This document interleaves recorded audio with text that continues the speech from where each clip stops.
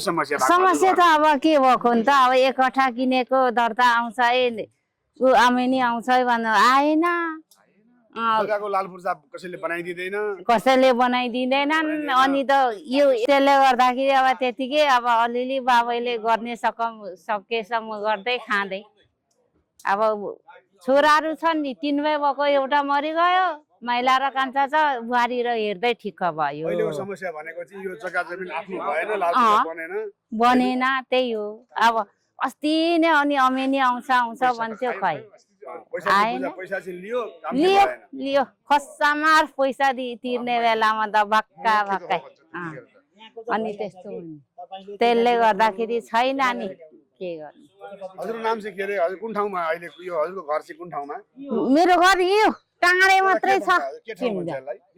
बेलटा अहिले हामीले भनेको कुरा बुझ्नु भयो त तपाईको समस्या कसरी समाधान हुन्छ थाहा भयो अब थाहा भयो नि अब के गर्नु घर पनि राम्रो बनाउनु सकेन यसो बारेरै बसेको छु नि अब के गर्नु बनाऊ भने बाबाले सक्दैन म पनि सक्दिनँ यस्तै हो त्यो त्यसले गर्दा कि त्यस्तै भयो अब समस्या त समस्यै छ नि अब भन्नु पर्दा अब चाहिँ आशा छ अब हुन्छ हुँदैन त्यही हो हाम्रो डाक्टर साहबले गर्नुहुन्छ भन्ने आश अब त्यो